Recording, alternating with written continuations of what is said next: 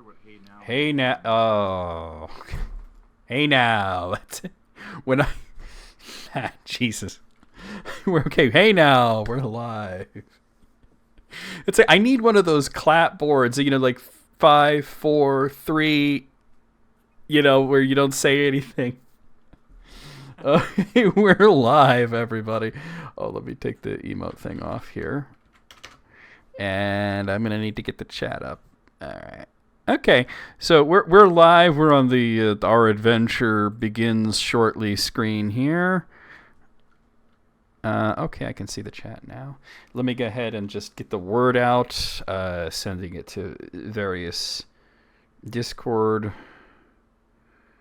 places, and also I'm going to message Laurel as well because she tries to be at all these things.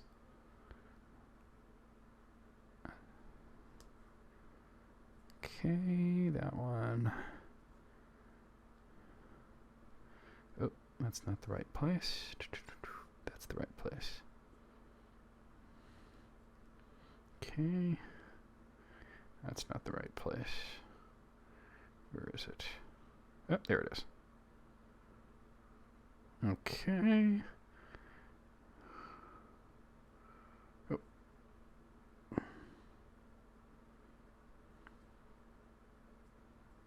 What is going on here? Why can't I? There we go. It's a good thing I can control this from my phone. Otherwise, it would be a whole entire mess. All right, and let me text Laurel because I know that's useful for her. Oh, I'm on the wrong account. There we go. Where are you, Laurel? There you are.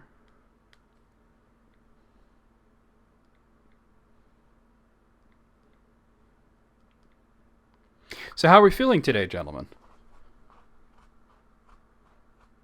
I'm doing great. I'm glad to be here. Okay, Matt, we didn't hear you there. I feel pretty good. Okay, yeah. It's gonna be a beautiful night. Yeah, I'm pretty keen for this today. Of course, you guys, we all know the format. I'm going to go over it briefly just to refresh not only you guys, but myself and the people who are watching live, or whether you're watching this recorded and put on YouTube at a later date. But generally, we do a little intro. We sort of jabber back and forth and whatnot. Last month, we all read out the Ring verse in different languages. Matt did Russian, and Sid did it in French, and I chose Quenya, which is interesting because I got comments on that. They said several people said that they expected me to do it in Spanish, and I had considered doing it in Spanish. It is part of my heritage, and even though I don't speak the language fluently, I feel like I could pronounce pretty well. But I thought it would be cooler to do it in Elvish, and we got a lot of comments about that. So people really enjoyed seeing that. And then we go in a certain order today. Matt is going to be the first person to bring up a topic where he'll get 2 minutes to intro the topic, and then we'll all have a half hour to discuss that particular topic, and then it will go to my topic, and then finally Sid's topic, and then that's the show, basically. Yeah. So I was going to say, John, real quick, that it'd be cool if you translated "Hey now, hey now, hey now" into "Hey now." Well, I could probably. I mean, it would probably be something like "Greetings" or something, Yeah, right, for sure. Yeah. Kind of cool though. Yeah, In Old English, it will be what? What? What? What? Well, my topic tonight is. Well, hold on. We're not starting yet. We're still just. We're not even on that screen yet. We got to give people a chance to arrive and whatnot. So this is where if we have anything that's not related to our topics, anything you wanted to go over, or comments or anything, this would be a good. As long as we're waiting, do you have a topic, Sid, already? Yes, but it is a secret. I guarantee you, it's a happier place than the Black Gate. Yes, we are at the Black Gate. It was my thought to change the background every time we do one of these shows and to sort of follow. Oh, hey, Paulie. Paulie said good evening to the council. To sort of follow the journey that. Well, I mean, right now it's Bag End because we're starting out on the our adventure shall begin shortly screen, but to sort of like go through stages of Frodo's journey. So we did have Bag End as our first episode, and then we were at the Prancing Pony, and then I think we did Weathertop and Rivendell, Moria, the Gates of Moria, Lothlorien, and last month we were at the Falls of Rauros near Cain Andros, and now we are at the Black Gate. I had considered the Dead Marshes, but I thought that might be a little too depressing to look at. Well, I think we should do it. Well, we're past that point. We're at the Black Gate. You know, Relevant to my topic, you skip the old forest again, like everybody does. Well, yeah, it's interesting because it's difficult to do every single play, or you'll just never get through it. I mean, I could have done the Old Forest. I could have done Carathras. I could have done the Dead Marshes and the Emyn Muil. But I think that I'm just trying to hit on like major points just specifically for Frodo. So I think next time will be Curathongal. It's just going to get darker from here. But eventually we wind up back in the Shire, so. yes. So that will be nice. And then at that point, maybe we'll follow one of the characters from the Silmarillion or something. But hey, Mogul and Pokex, thank you for the subscription. We don't have alerts on the screen. Oh, we do have alerts on the screen. There it is. Pokex, thank you for the subscription for 7 months. If we could get the people in the chat room to have a little bit of a celebration for a paid subscription just by spamming some emotes and welcoming in Pokex to the Council of Tolkien. I think this might be his first time at this podcast.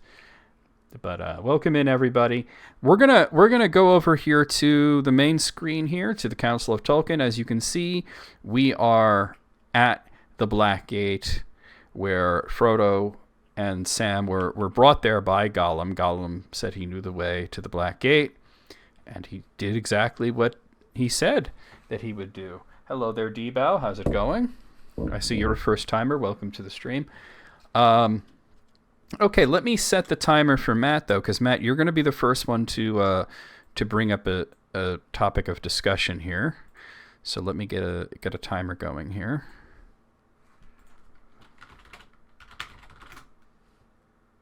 All right, so I'm going to go ahead and set it for 2 minutes, and you'll have exactly 2 minutes to tell us what you're going to be bringing to the table this month. And keep in mind, time limits are time limits, so we have to stick to it. So here we go. Go ahead, Matt. Okay, well, good evening, and thanks for joining the show. I am going to be talking tonight about Shiloh, and I want to bring this up because I think there's some things that have not really been discussed or figured out, and with the people we have assembled here, this might be a good topic for us to delve into one of these nooks and crannies that just isn't really ever discussed, and mainly that is, what kind of power does she actually have? We know that she's a large spider. We have an idea about how big she is, but what actually did she get from her mother, Ungoliant? So we know that she's the daughter of Ungoliant. We know Ungoliant is very powerful in her own right, and using the Melian Thingol kind of model a little bit, which is half of one thing and half of the other, what part of Ungoliant did she actually get herself? And the conclusion to this introduction is basically, what resolution can we come up with between us three? I kind of want to try to find what the conclusion is for what kind of power she actually has. So there's my introduction. Okay, and time to spare. So what we're going to do now is I'm going to set it for a half hour. where we will discuss Shelob. So I'm going to start off by replying to. I'll get to you in a moment, Sid. Just to reply to what you said about it. And I think it's a common misinterpretation to refer to Shelob specifically as a spider, because the phrase that Tolkien used in The Return of the King, or I'm sorry, rather in The Two Towers, they moved her in the movie, was a horror in spider shape. And I think this is important, that she's spidery, but that actually makes her, I think, more frightening when you start to imagine what she might look like, because she's described as, for example, having a sting, which is something that spiders don't have. So, I mean, spiders are already, to a lot of people, and I know to Tolkien himself and to Peter Jackson, completely horrible, not pleasant creatures to be around, even if they are actually beneficial in real life. But then imagine a spider that has like a wasp-like sting, and it becomes even more horrific. The other thing that I wanted to mention before we get too deep into topic of discussion is, we should talk about what it's interesting to think about what she got from Ungoliant, and my interpretation is the hunger, not necessarily for light like Ungoliant, which just suck up light like a black hole and spew forth the black vapor and such, but just for food in general, to eat people, to somebody in the chat room just said almost scorpionish with the sting, like, which scorpions are even more scarier than spiders. So imagine a scorpion with 8 legs instead of 6, and hair and all this stuff. But anyway, what is Shelob's father is I think the more interesting discussion. What do you think, Sid? I saw you raising your hand there. I think we can set a context for this using Tolkien's love of every tale is told 3 times at 3 different levels. I love that. The most powerful, the middle, and the bottom. And here we have Ungoliant as one of the most powerful beings in Tolkien's universe, Shelob as one of those powerful barriers that Frodo faces on his journey, and one that nearly kills Frodo and Sam, and one that takes all of their power of the light of Galadriel's file and sting to defeat. And then we have the spiders of Mirkwood that Bilbo faced. And by the way, they also had stings. That's how they put the dwarves and tried to put Bilbo to sleep.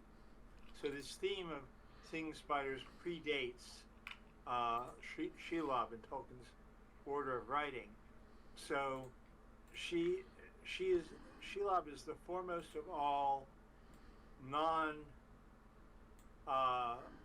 extremely high level,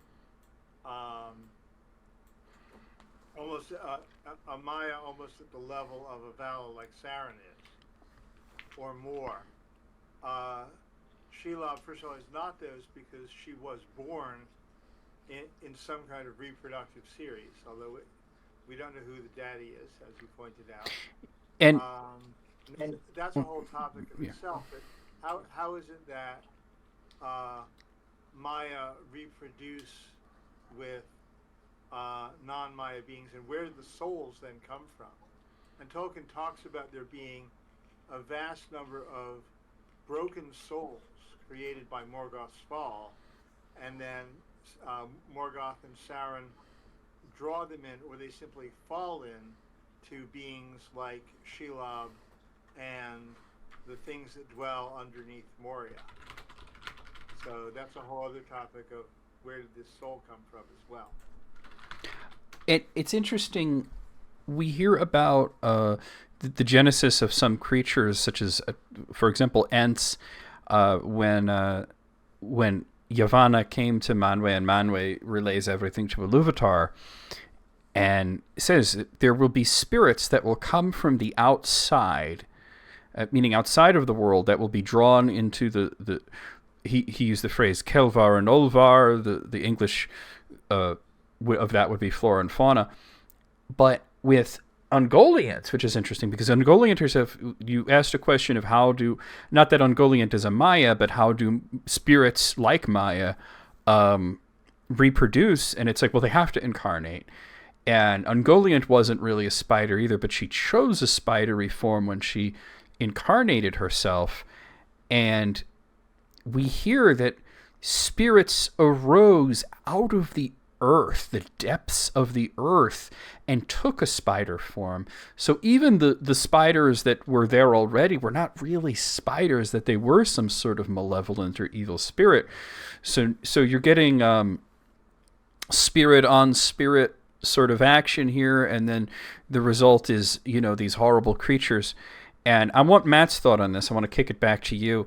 Is that Sheila is not only described as being the daughter of Ungoliant, but the last daughter of Ungoliant. And our chosen interpretation, this may be that she's the youngest, that she was the last to be born, but it could also be that she is the last to live. She could be the last to survive. What are your thoughts on that? Well, I have a slightly different interpretation. I wouldn't say against what you're saying, but a clarification with a difference. And that is, there were natural spiders in Middle-earth, animals like squirrels and snakes and other kind of things. Yeah, of an average size, though. The giant spiders are different. But I take the ensoulment of these beings from the so-called earth, being from the earth spirit of life, meaning that out of then when something is conceived, the Aina Lindala in spirit form, the flame imperishable, comes out of the so-called earth Gaia spirit and ensouls that being. And so that would be like a spider that's outside my window right now was ensouled because of the spirit there is in the world that gives life. So that's how I perceive it. Not that it's against what you're saying, but that's how I perceive it. No, I actually agree. Yeah. Okay. Good. You come to think of it, because that's where the secret fire is, in the heart of the earth. So I think that makes perfect sense. Okay, that's excellent. So that's why. Hey, Alice. That's why when I think of what's going on here is Melian Fingal. Melian becomes incarnate. She is the delivering body. Fingal doesn't deliver Luthien. So this is the same model. This is how Tolkien shows us the way for these kinds of things. Ungoliant is the mother. There's a lot of species out there where the male is very small, insignificant in many ways, and she's impregnated and she's the delivering mother, just like Melian was. So I think we have harmony. I think there's harmony there in looking at it that way. That's my first answer to the question you guys had earlier. But there was definitely a spider, and he was physical to this world. The question then, but for me, is what kind of power came through her mom, into her? Well, hold on, Matt. Hold on 1 second, Matt, because I did ask you a question that I would like you to. I wanted your opinion specifically on what do you think the significance of last daughter of Ungoliant? Do you think that she was the last to be born, or that she's the last one living?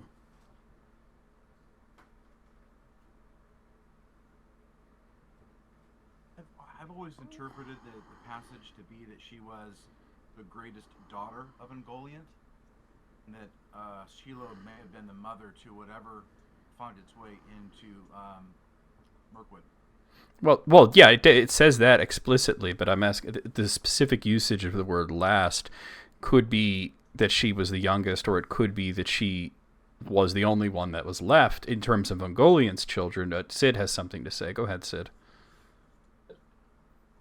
It's the end of the Third Age, and the whole framework of that very much has the last of the most powerful non-human beings. So Smaug is the last known great dragon. If there are any others, they're way north. Beorn is much greater than his children, the Beornings. 1 second, Sid. Hold on. From the chat, there's an audio issue I'm going to work on here. I'm being told that you guys are too quiet. So let me raise the volume up. Okay. WT, we're going to do a little test. Let me know how it is. Sid, if you could say, like, hey now, hey now. Now. Hey now, let's talk about spiders. Matt, if you could do the same. Hey now, hey now, hey now, hey now. Okay, can I get a confirmation in chat as to whether the levels are good now? Okay, thank you. Thank you so much. Okay, go ahead. I'm sorry, Sid. Continue. To go forward, I need to take one step back. There's a term Tolkien uses, Fea and Hroa, meaning usually soul and body. But Fea has a very specific meaning. Not all animals or plants have Fea. Speaking creatures have Fea. And some speaking creatures have Fea and are born in the usual biological way, including humans, hobbits, Beornings, etc. Other speaking creatures, like Maya, who take physical form, do not have an ordinary course of reproduction. But the way to tell if something has Fea is its ability to think and speak in language. Tolkien is explicit about that. And Shelob does have that because we hear her thinking in words in the book. And so as for the inherited power, some spiders, by the way, the male is not only very small, but the female eats the male after reproduction. So I wouldn't really want to have been Shelob's dad. Yeah, and I'm sure she did because she was eating everything. I like to describe Ungoliant as a walking black hole. Everything went in, and only darkness came out. Now I think. Hold on, that's where I want to. Hold on, that's where I want to draw a really important conclusion. Go ahead. Clarification. I now that I've been thinking, listening to you guys, I do agree that she was the last. She was the last and possibly the greatest and oldest living. I think those are both non-mutually exclusive. I think that can both exist. However, the one big thing here is that yes, she was a black hole, or she had the attributes of appearing to be and having some spiritual presence of a black hole. However, well, wait, hold on. When I say black hole, I'm speaking only about Ungoliant. Yes, I am too. Oh, okay. I thought you were talking about Shelob. I'm saying that she has the attributes of that. She appears to be that.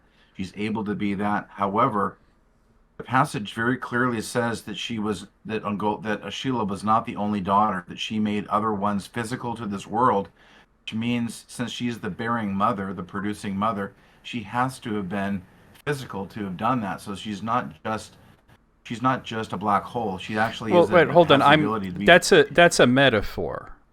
I'm not being literal. I'm saying that she's like a black hole in the sense that she of consumption of everything. Got it. Sid, go ahead. Clarifying. Let's bring Jung into the equation. The positive feminine gives birth to other creatures. The negative feminine devours other creatures. So Ungoliant and Shelob and perhaps the spiders of Mirkwood represent the utter and deepest corruption of the feminine. Those who devour instead of engender. And oh, sorry. Go ahead. I thought you were done. Actually, respond to that. I'll figure out what the next thing I want to say while you're talking. Okay. I wanted to at this point say to answer Matt's general query here of what did Shelob get from her mother specifically. I mean, obviously a great deal of strength. It is described that you said that it took Sting and the Phial of Galadriel, which is sort of a pseudo Silmaril, as Sam pointed out, to defeat her. But Sting wasn't enough. It wasn't enough to pierce her hide, and they said that even with a weapon like that, even the strength of a Turin Turambar or a Beren could not have pierced her hide. It was only because she tried to squash Samwise, and she used her own strength against her. So basically, they're saying that there was nobody that could really damage her. She had to damage herself in this case by slamming herself down on this dagger. So obviously she gets that, but also I think the almost insatiable hunger. Sauron refers to Shelob as his cat, sort of this independent creature that he keeps well fed because it's convenient that she's there. She was there before he was. When he arrived in Mordor for the first time, she was already set up shop there. And he wants her there because it's a way to get into Mordor that is pretty dangerous now because of her. He feeds her prisoners and such. If she doesn't find food, she's going to go elsewhere. And the way that they sort of describe the conversations with her and Gollum is that she's completely food motivated, and this is very much in line with Ungoliant, who just could not be satisfied no matter how much she ate, and eventually, according to Elvish legend, consumed herself. Yeah. So getting to my questions from that segue, we agree that she's got a venomous sting. Yeah. But what's interesting is that in the passages in the Lord of the Rings, there's two versions of the sting. So most animals don't have that ability. They have the ability to either kill or to stun. And in her case, she can deliver a stunning sting or a deathly sting, according to the orcs. Which is a little bit more like a snake than a spider. So then you get another sort of aspect of it. Yes. Yeah, it's almost a little bit like how long is the stinger going to be in the for the scorpion stinger going to be in the body. If you just give it a little bit, it'll knock it out. If you give it a lot, it'll kill. But I think there's something more magical to it. Like she can decide whether what kind of venom she's going to give in a magical sense. Now that wouldn't be too hard to believe because of the kind of things we've been talking about related to Melian and Luthien. I mean, these kind of things will pass on to their children. Not totally, but some of them will pass on, and those things can be very, very powerful. And so I'm going to list four things for you real quick, just for you to talk about. One of them is the venomous sting, the hypnotic gaze, the dark sight, which we know that all spiders can do, and the web spinning. You know, are these webs strong enough to entrap a troll? Are they magically imbued? So I'm curious about this discussion with you guys about those four main attributes beyond what John said about strength, because I agree that she's very strong, totally. And so I'm curious about how we decide. We come down on these four items, if you don't mind. Okay, Sid, go ahead. I want to put one other one up, and I think first. Shelob and Ungoliant and Sauron and Morgoth clearly have the power of evil darkness. And that is an explicit power. Darkness was not evil until Morgoth fell. And beings of evil live in evil darkness, the Nazgul also. And Shelob clearly is a being of evil darkness and clearly got it from her mama, Ungoliant. Moving back to the others, I'll speak about the venom because I think it's a very practical thing. She sometimes has enemies that she doesn't want around anymore, and she has the capacity to kill them. She sometimes wants food and likes to let it, ferment a bit. She wants it fresh. Cheese. She wants it fresh. Yeah, she wants it still alive. Yeah, so she wants it fresh and not dead. And so she stuns it and wraps it up. And so it's clearly a spider-like quality given that fits her way of life. Kill enemy, store live food, eat live creatures. Matt, what were the other ones you listed? Just say them again and I'll respond. Hypnotic gaze. How much do we think the passages show us of a hypnotic gaze, which would be close to what Ungoliant might be able to do along the lines of confusion or calm spell type stuff? I don't think that there's any kind of mention of that for Ungoliant or for Sheila, but I did also want to add that another attribute of Sheila that isn't discussed a lot is an overpowering stench as well. Yeah.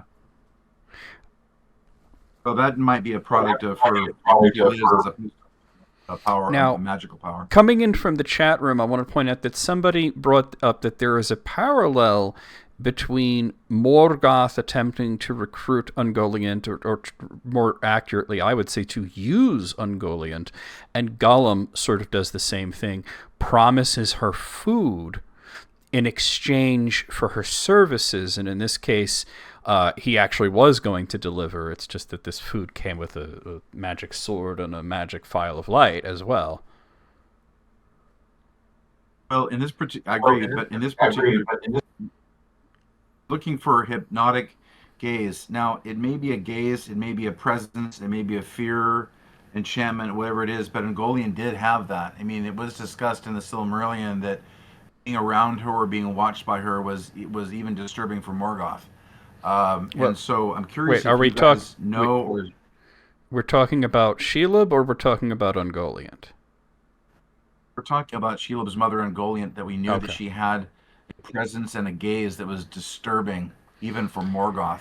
I don't think that there was literally a gaze. I think that Morgoth found Shelob to be creepy in the same way that Sauron found Gollum to be creepy. At that they were both, and the word that Tolkien would use was indomitable. That they were independent evil aside from himself, not of Morgoth or of Sauron. And that he could not dominate, he could only be destroyed or hopefully used, and he did use Ungoliant to destroy the two trees. He stabbed the trees with a spear, but that isn't what destroyed them. It was Ungoliant drinking up all the light and the sap and everything. Sid, I see that you have something to say. Yeah, I think the element certainly of radiating a fear that was smothering is very clear. The Nazgul have it too, and as Frodo and Sam approach Shelob's realm, even before they know there's a spider web or a spider there, they feel an oppressive fear, and also the smell. And also the smell. Yeah. And the smell, and I think, though I saw that as just purely biological, you try living in a string of caves, eating orcs for several millennia, and I think your bad breath is going to make a mess. And they don't taste very well, do they, Precious? Oh, Precious. And hi, Laurel. Laurel's in the chat room. Laurel's in the chat room. And but if there was a kind of freezing gaze, remember dragons had that too, as one of their specific powers. So it would make sense to me to allow for that. It fits so well with the other, qualities of those who are deeply embodying darkness. And I agree, but we don't have any clear sense on whether she's exuded it, Shelob, that is. I don't have any direct references that she actually used presence or gaze other than just the creepy nature of being anywhere around her. Is that pretty much your sense too? I agree with you, Matt, because I feel like with Sam and Frodo suddenly being abandoned by Gollum and going through this dark tunnel, and then this one part of it that smells indescribably bad, and the webs, you mentioned the webs, this is important. I think it was described, I believe, that Sam touched the web and they were corrosive, that he was actually bleeding from having touched it. So, I mean, that's going to put a scare into anybody. And then to think of Frodo being completely wrapped in something like that and to come out of it more or less, okay, tells me that like the venom and you mentioned that she could dispense a stunning dose of venom or she could dispense a lethal dose of venom, it shows that she could spin webs that were this sort of corrosive, very, very dangerous to touch, and she could spin webs that would just hold you and not damage a person like that. Now we have a. So we're agreeing on dark. We're agreeing on dark sight. Got it. Yes, we have a question coming in. Okay. Who is this again? Oh, okay. This is Debow, who asks if Shelob is phosphorescent. Because a lot of evil things are phosphorescent. I think she would have to be, to some extent, to be able to see in the dark, and I think to some extent. Phosphorescence is where she's glowing. Well, yeah. Phosphorescence is where she's glowing. Yeah, she's glowing. Yeah, I think that we have fish that do that in the darkness just to they could be seen and such. And I think Shelob, if she was completely invisible in darkness, she wouldn't have that fear, I think it's possible is basically my answer, but Tolkien's unclear on that. I think it indicates that she was. I think it's because like a spider, and because of her mother, I think that she's going to come off as pitch black. I mean, that is also possible. I mean, she doesn't vomit black vapors like her mother, but she's definitely a creature of darkness. Sid, go ahead. You're not pressing the button, Sid. We don't hear you.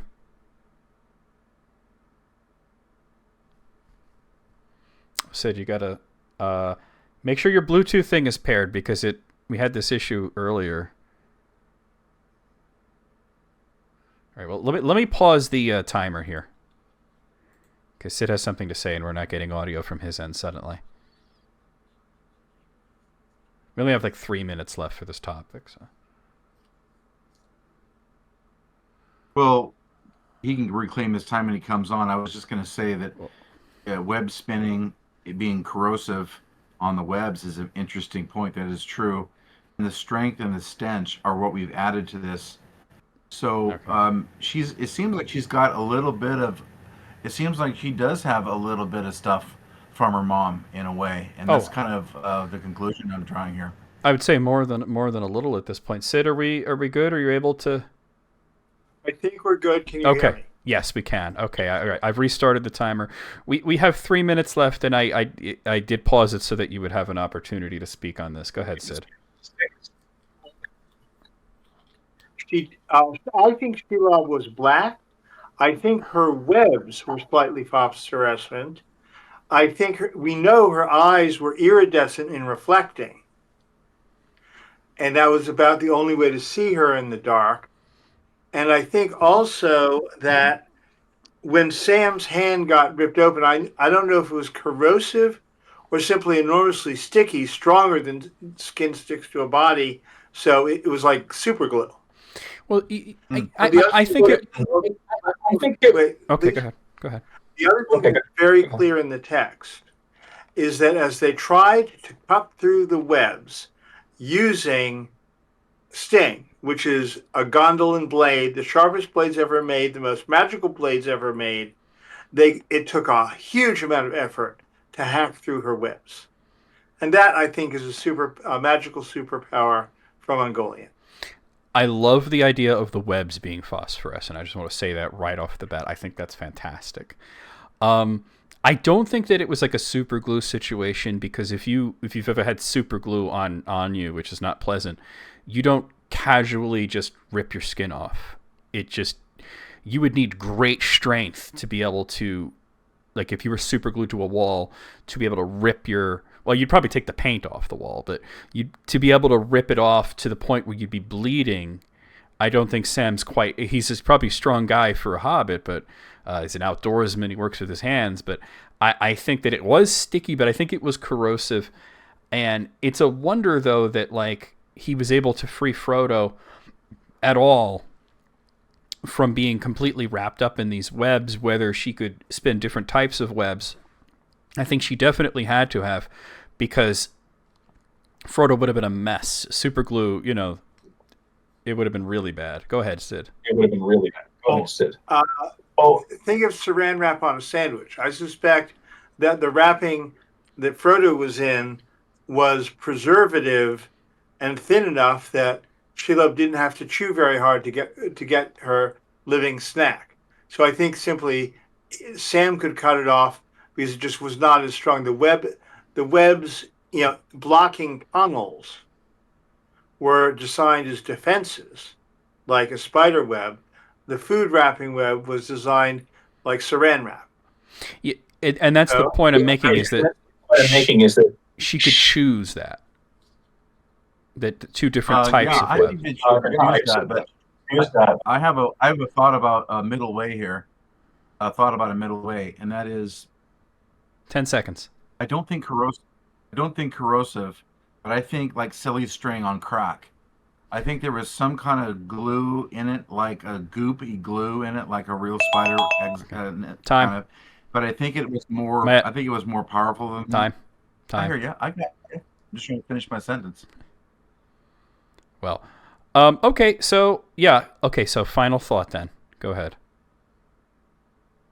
Well, my final thought is I wanted to get my goal here was to try to come up with some consensus in the group of about what she had from her mom and what she didn't have. I was just going to say I think the middle way on the webs was, I think they were silver. I don't think they were phosphorescent necessarily, but they might have come across like that because I think they were silvery. I think they refracted any kind of light. I think they were goopy and stringy, and I think they had a feeling of super sticky goopiness, kind of in a way that was odd. Maybe not like super glue, but not necessarily corrosive. But anyway, that's my take. But I think this was good. Yeah, absolutely. I think we came to some good conclusions on that.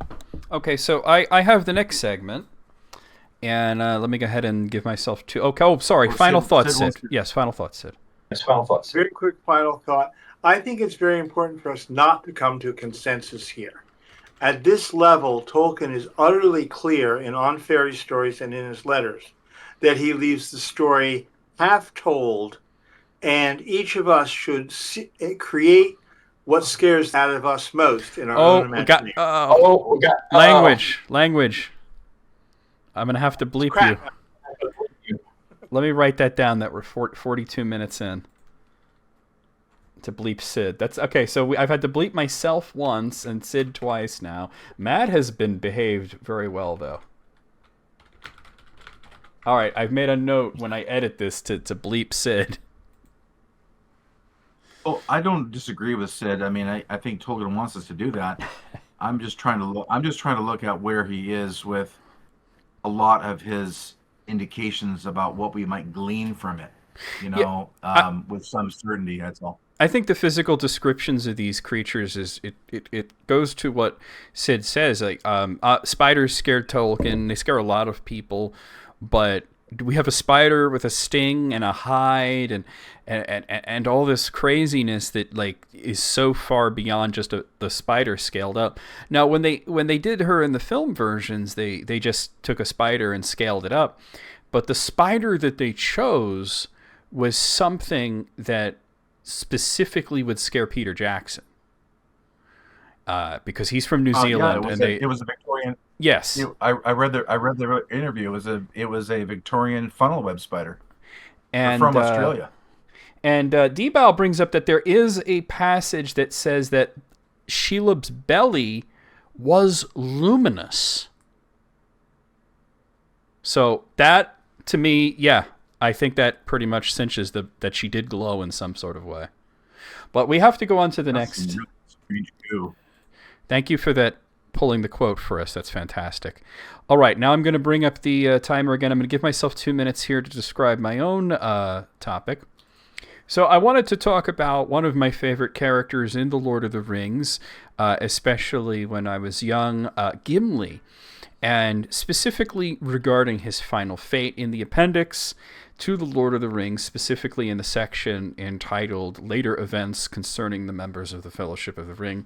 We know that at some point Gimli reached an age that is quite advanced for a dwarf, 262 years old, when they normally live about 250 maximum, so he was very, very old. And he stated that he wished to see Galadriel one last time before he perished, and his good friend Legolas said, okay, let's go. And they constructed a boat, or I should say Legolas constructed a boat, and they sailed down the Anduin River. And the exact phrase that Tolkien used was, and so over the sea, which I find interesting because with Samwise we were only told that he left the Shire to seek the havens, not whether he arrived or whether he got wound up on a ship or whether he reached the Undying Lands. I like to think that he would have, but it's open for interpretation. But Tolkien, using that exact phrase, is telling us, yes, Gimli made it to the Undying Lands. So the questions here for all of us, and to spark our imaginations, because this was, as with many things with Tolkien, as Sid pointed out, left up to our imagination. When he got there, what did the Valar think of a dwarf being there? What did the elves think of a dwarf being there? Did he get to meet Aula? Did he spend a lot of time with Galadriel? What was the rest of his life like? However brief it may have been, it might have been a year, it might have been 2 years, it could have been a week. We don't know how long anybody lives after they sail to the west if they're mortal. So I've pretty much used up the full 2 minutes, so I'm going to stop it with 6 seconds left and reset it here. And yeah, Sid, you'll talk first. Let me just set the timer. Okay, go ahead, Sid. Well, hold on. Can you hear me? You're all distorted. Okay, oh, is that good? Yeah, you're really badly distorted. Could you let go of the button and then try pressing it again? How is it now? Good. Okay. To start with the clarification, Aman is a continent also called the Undying Lands. Valinor is inland, where the Valar dwell. Mm-hmm. And what I'll call Elvenhome, there are various words one might use, including Tol Eressëa, is where the elves live. Tol Eressëa is an island, and the elves live along the coast. There is no evidence that any of the folk who crossed over ever went to Valinor. They were with the elves, and the Valar allowed it. That's explicit in Tolkien's letters. But even the elves who lived in Elvenhome, on Aman, only went to rare special ceremonies to visit Valinor. It's not a place where embodied mortals dwell. I have to fact check you there, Sid. The Falmari lived in Valinor. Okay, accepted. But I think specifically, we know that Elrond was the greatest healer among the elves, and both Bilbo and Frodo went for healing. So they probably spent most of their time with Elrond. Somebody had a wonderful image that Celebriant, Elrond's wife, got tipped off to their coming and built Bilbo his hobbit hole. I love that. That's fantastic. That's in a piece of fiction. Was that art, or was it fan fiction? Fan fiction. Could you email me that at some point so I could read it? I haven't found it yet. I'll see if I find it. I will. If you do, absolutely. Yeah, absolutely. But in the case of Gimli, I think what is clear is, one, he was extremely old. Two, his desire was to see Galadriel one more time, and I'm sure she would have wanted to see him. So if I were to create my own creative picture of it, is that he goes to Elvenhome and meets Galadriel. I wouldn't be surprised at all if Gandalf showed up. And it's pretty. I'm not saying that it wasn't. It could have been a week. It could have been a couple of months, maybe a couple of years. But I think it was essentially a deathbed scene. And what we also don't know, and it's explicit that we don't know, is where do dwarvish souls go when the body passes away? We know that the greatest dwarves, the 7 original kings, reincarnate so that Durin 2, Durin 3 are the same soul as Durin 1. And I think But that's other, actually only Durin. I don't think the other dwarf lords are ever mentioned to reincarnate. oh, I had thought it was the 7 dwarf lords each, But but I don't know. but just to cut in here, But Thorin okay. does speak of going to sit right before he dies, going to sit beside his fathers and grandfathers in the halls of awaiting, which we could understand to be Mandos. And I believe Tolkien said, even in one of his letters, that dwarves, they don't really have an afterlife because they weren't created in the Song of the Ainur. They were sub-created by Aula. And so they just kind of hang out for the end of the world, and then they will become children of Iluvatar at that point. But in that passage, he also says, we really don't know. Yeah. The dwarves have, I guess, just like we don't know as human beings, we don't know what our afterlife is. Look at all the ideas we have. Okay. So We have lots of ideas. dwarves had their ideas, and elves had their idea about dwarves, and we really don't know. But there's some sense of, Aule would want to be with them forever. I think we can be confident of that. But it's a mystery. I'm going to kick it over to Matt in a second, but just to reply to what you said, Sid, I think you're right that he didn't probably last very long. I don't think Bilbo lasted very long either. Bilbo was 131, and even though he might have physically still had some years in him, he was very tired and probably wanted to pass from the world. I do think that I don't think he went on all over the place to Valinor, to Eldamar, to Eressëa. I think it was probably he went wherever Galadriel was, which was likely Eressëa. Of course, we don't know, but likely Eressëa. And I think that people came to visit him. Certainly 100% Gandalf. If Frodo was still alive, which is a big if, he would be there. But my question, do we think that some of the other dwarves may have come to see him, and Aule and Yavanna, would they have come to see him? That's like a big one for me. I think Aule would have wanted to meet him. And I think that Yavanna would have wanted to meet this dwarf who became best friends with an elf of the woods and came to respect nature in a way that dwarves usually didn't. But good, I'm going to kick it over to you, Matt. What are your thoughts on this topic? Well, I think that he could have been quite a celebrity. So being around to as many people as he could see might have been part of it. But I think there was a lot of, let's call it, Ainur and otherwise, that would have wanted to come and just see him and meet him. You know, he was obviously a dwarf, and there was this reputation that he made amends with the elves by his relationship with Legolas. That's all true. But it would have been a little more than that. It would have been the fact that he was a member of the Fellowship, and he was a part of this group that represented dwarves in this final mission. Even though they didn't go all the way to Mount Doom, I think everyone knows basically what happened, because I'm sure that on the front page of the news at some point, Gandalf's account of what happened was going to be made known, and I think so. I think there was a little bit of visiting, but there's one thing we got to talk about here that's really, I think, super important, and that is we know that Valinor is removed from the world, and we know that the base amount of time Tolkien puts in place before the rising of the sun and the moon that was separated from Valinor is operating at 9.5826 times slower in Valiant time than in sun years. We know the conversion rate. We've seen it well publicized. Wait, hold on.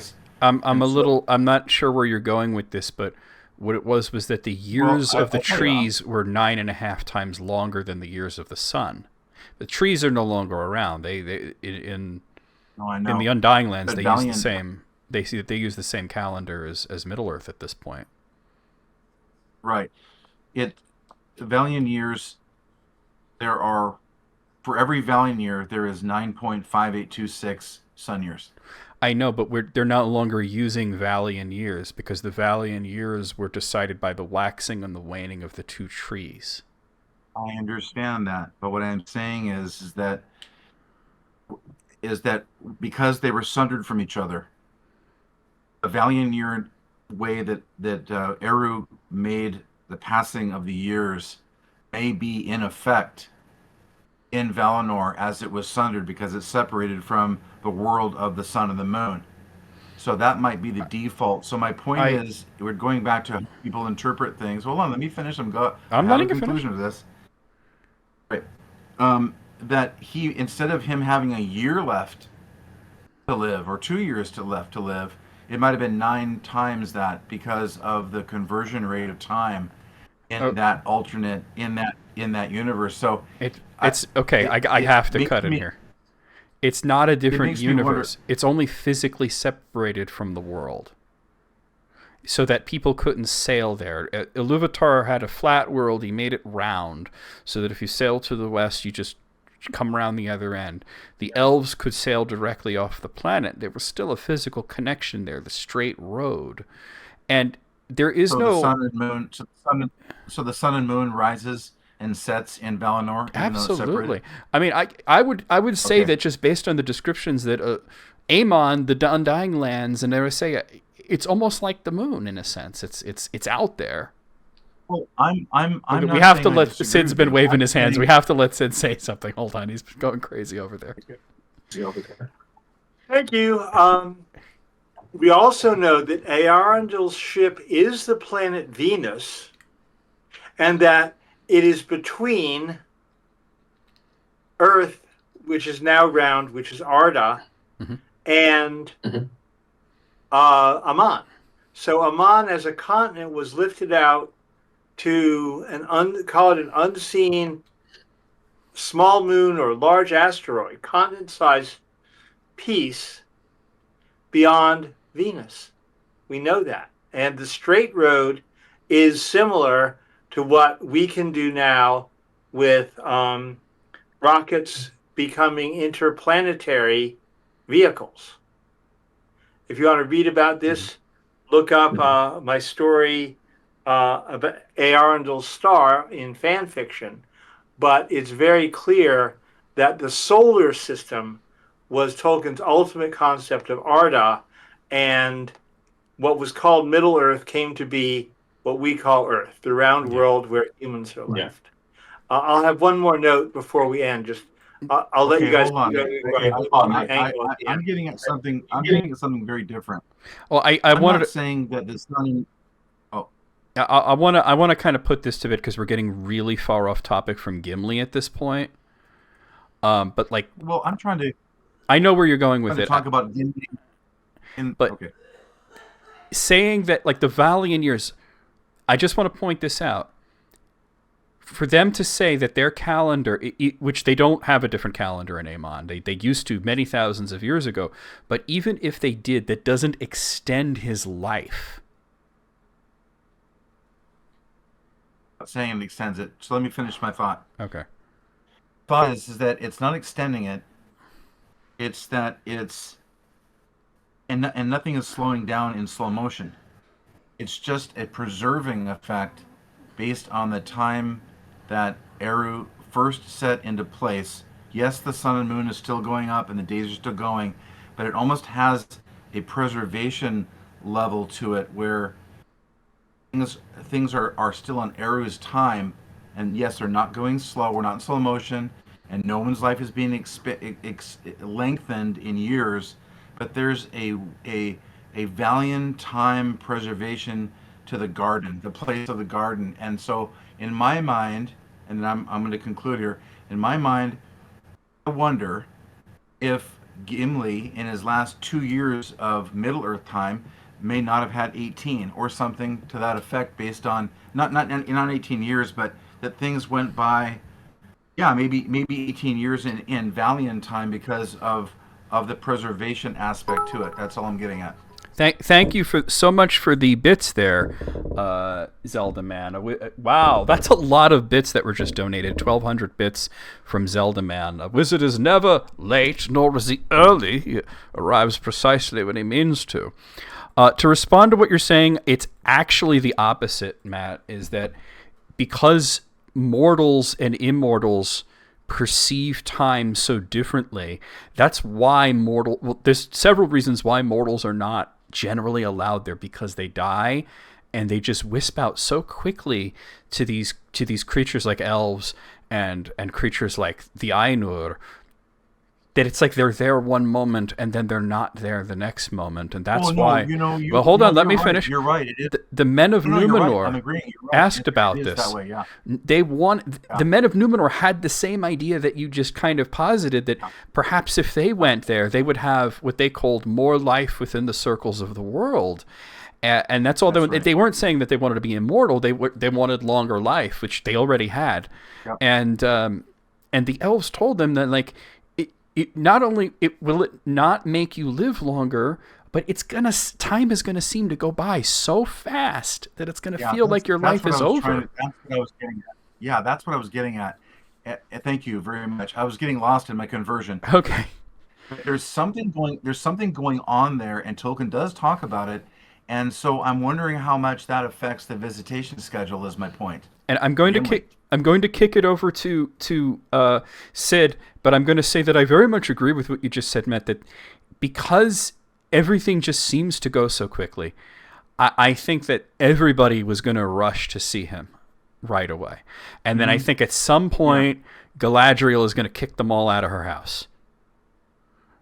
She's going to let them all visit, and then she's going to say, leave this guy alone. He's here to rest. Go ahead, Sid. I think that's a big, huge element to the Gimli visit story. Yeah. Go ahead, Sid.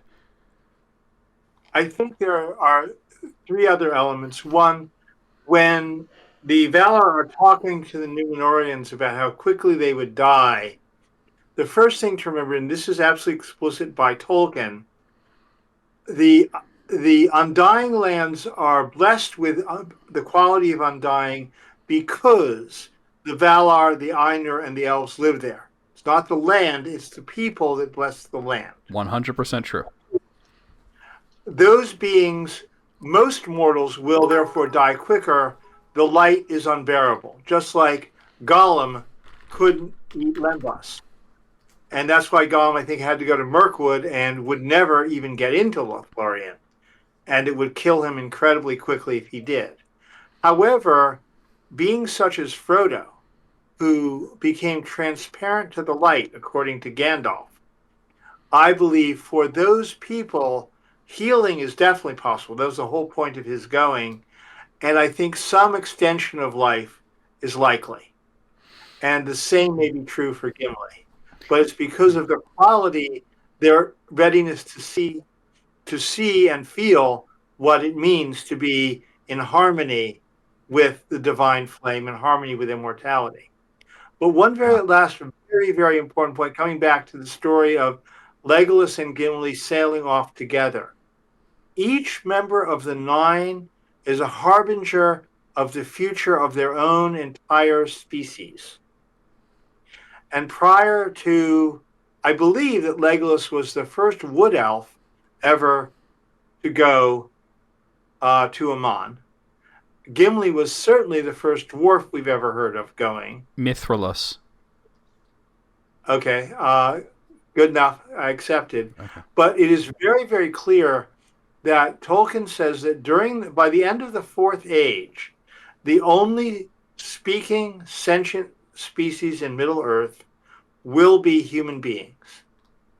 The Beornings will be gone, the eagles will be gone, the elves, the dwarves, the hobbits, unless some of them may have interbred with humanity, but as a separate species will be gone.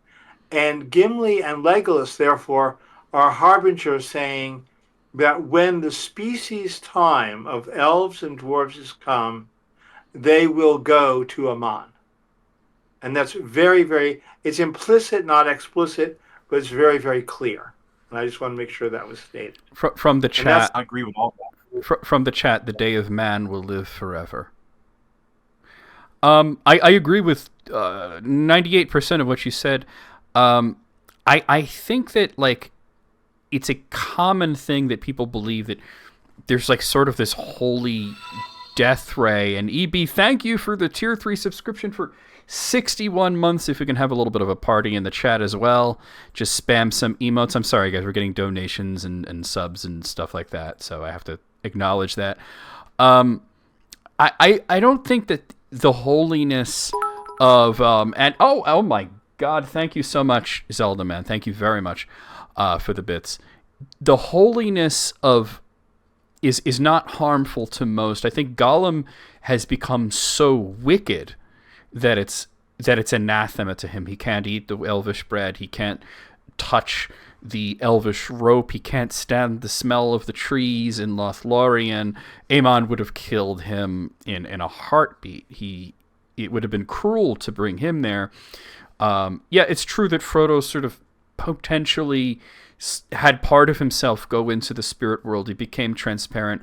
But we also have to remember Bilbo went and Sam went and Gimli went, and they didn't go through this sort of thing. I think that the reason they don't want mortals there is because they don't understand mortality. They don't understand a being that is there and then is not there. And in Aemon, all of the plants are immortal. Every blade of grass is immortal. Every animal is made immortal. But they can't alter the fate of the children of Iluvatar. They can't make men or hobbits or dwarves immortal, so they don't want to be around that. They don't want death to stain the land, and even as it did with the trees, with Finwë, with the kinslaying at Alqualanda, these were some of the most evil things to ever occur. We have a hype train going that's absolutely positively amazing. Thank you, Alice. Just a lot of things happening in the chat room right now. But I think that in the case of... thank you so much, guys. Wow. Amazing with the donations. Thank you today. With Gimli, I think... Valiant time is what did it, John. Well, you understand, that's just a calendar. It's not a different time. It's just the way that their days were long, their nights were long. But I know you're messing with me. I could tell because you're smiling. But I just... Wait, hold on. How much time do we have here?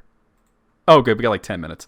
For Gimli, I think, he's even at 262 years old, he's a tough guy.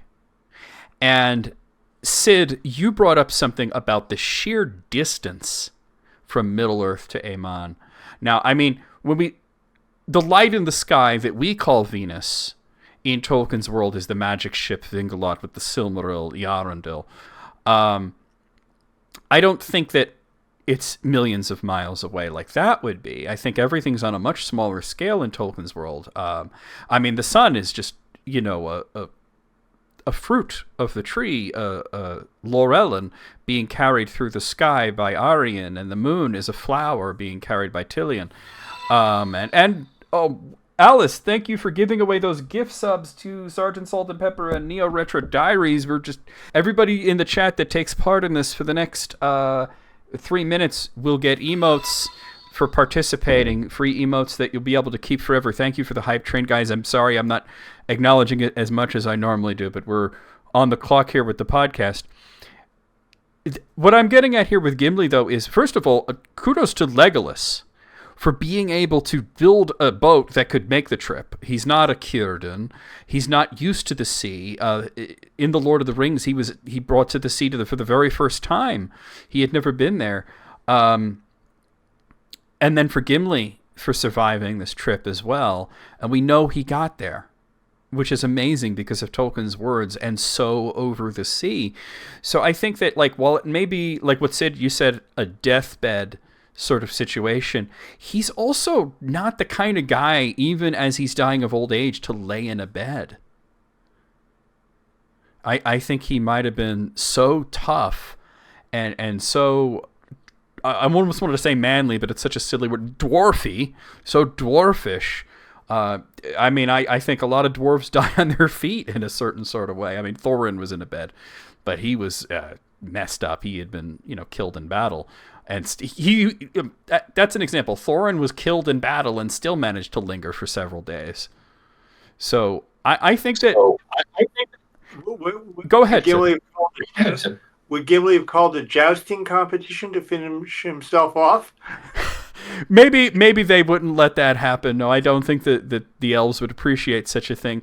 But I'm saying that maybe the thought of him traveling from place to place and seeing some of the wonders, he's such a craftsman that he would want to see Tilion upon Tuna. He would want to see the Ring of Doom. He would want to see Alqualanda.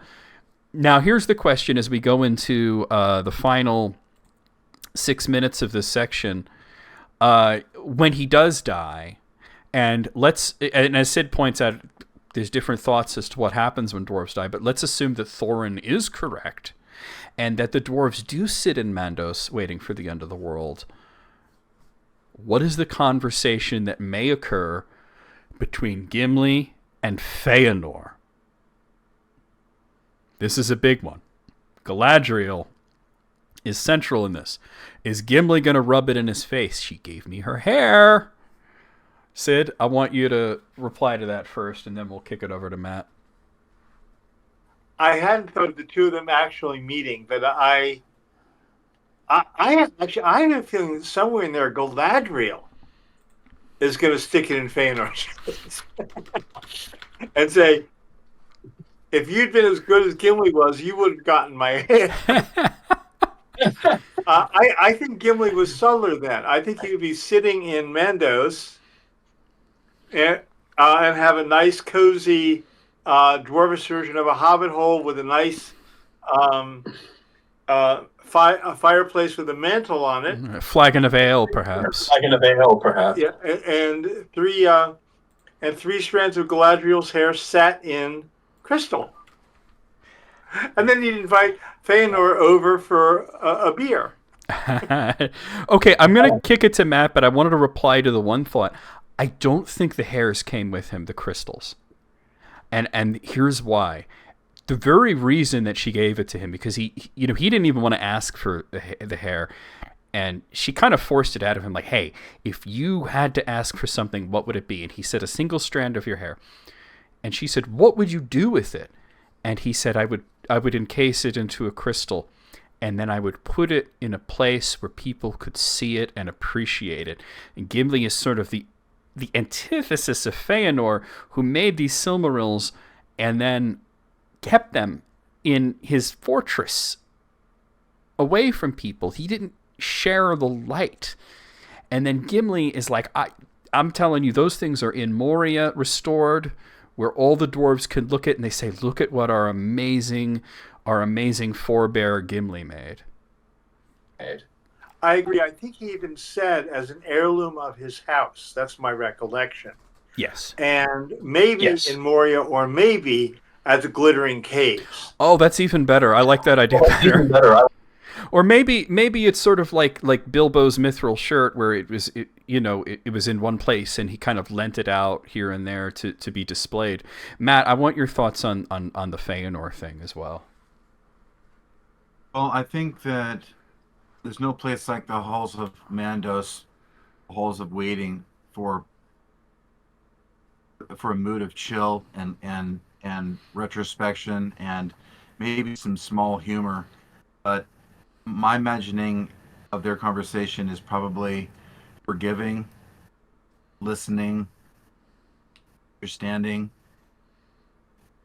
maybe some regret, but also probably some companionship about decisions that were made that could have been made better. But we only get one chance at life, and you have passions and things go the way that they go, and I just think that it's a more I wouldn't say solemn, but I think it's a more genuine time for spirits to be talking to one another. And when you have eternity to think things over, you have all the time in the world, literally all the time in the world, to finally come to your senses in Feanor's case. And I think that, if the idea of Dig or Diggeroth is something that was true, and that Feanor would come to his senses in the end and retrieve the Silmarils and break them open and revive the trees and restore everything, could not seeing what he could have been like. Like, Gimli is sort of like, what could Feanor have been like if he had been a lot more humble, a lot more willing to listen to other people? Because Gimli was a little like that in the beginning. He was stubborn. He had his own thoughts about the way things were. And then he met Galadriel. The humble, yeah, but the humble Feanor wouldn't have been Feanor. Absolutely so not. But you have this fate element to it. If we're going to think of him as eventually coming to his senses, and at the end of the world, like just sort of being like, wow, I was so wrong. What gets him there? Is it sheerly just the amount of time, or is it all the people that come through Mandos and speak with him, and Gimli being one of them? I think it's processing time on your own, that you have balanced yourself with other comments and you have time to think about it. You have time to be able to process what you did wrong, why you did it, how you can't fix it, what you did right, it's a real reckoning all the way around. And I just don't think that's the place that Gimli would say anything mean, other than nothing mean. That this no, but I mean, like making fun of the fact that he got hair. I think he would say something like that might come up, and I could see Feanor saying, "Oh my gosh, are you serious? She really gave you?" Yeah. I mean, it would almost be like a bro geek out time between those guys a little bit, as opposed to, something that was done in a acrimonious or biting kind of way. But that's my take on what that would feel like to me. With just a few seconds left, I'm gonna pop it over to you, Sid. You got 20 seconds. I agree with Matt that it's primarily and deeply introspection, but I also believe that repentance is deeply relational. And I think Galadriel would have a very deep place in Feanor coming to see who he was.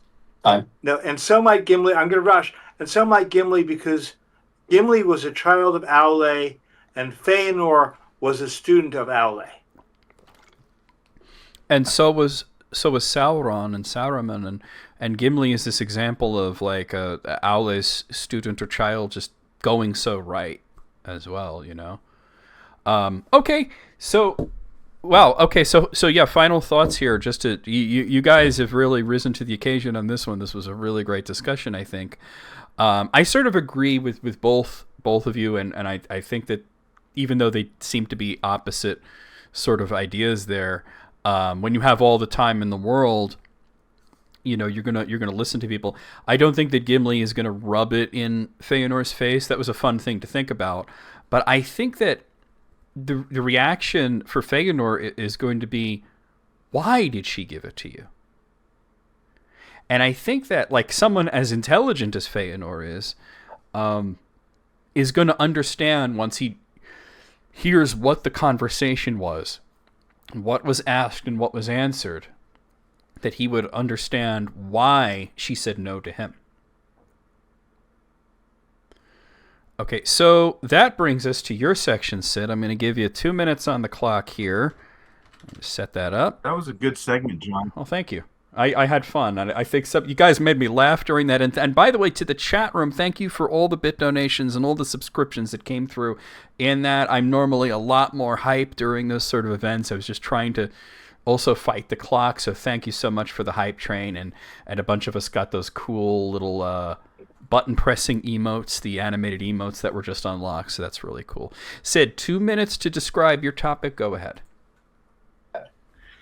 Now let us sing, let the song begin, let us sing together of sun, stars, moon and mist, rain and cloudy weather, light on the budding leaf, dew on the feather, wind on the open hill, bells on the heather. I want to take a new look at the time in the Old Forest. I want to look at it with focus on how each of the hobbits grew and changed, especially Frodo, who became vastly more powerful. I want to look at the significance of their different dreams, of how they failed and needed to be rescued with Old Man Willow, but Frodo did something very different with the much more powerful Barrowwight. They grew in the course. I actually consider it to be the most important passage until the destruction of the ring in terms of understanding what living and growth is for members of the Fellowship. I also want to focus on some mysteries that I'll introduce about Goldberry. And let's not talk about Tom. Let's look at the hobbits and Goldberry. Do I have more time, or is that it? You have 30 seconds. You have 30 seconds. Tom says that no being who walks on two legs is a weather master at the very moment that Goldberry is being a weather master. It is her spring Washing day. Washing day that she created and she made happen. Tolkien was having fun with that. I think that, and that's time there. I think you're right that he was having fun with it. I think Tom is a bit of in modern parlance, we would say he's a bit of a troll, not a Tolkien troll, but he's messing with them in a way. Nobody controls the weather while his wife is doing that. All right, we're going to set the 30 seconds. Matt, you have something to say, so you're going to start here. Yeah, I love what Sid is saying. Actually, I don't know whether I have another thought that's related to that kind of, but I'm still going to say it. But I think it's beautiful.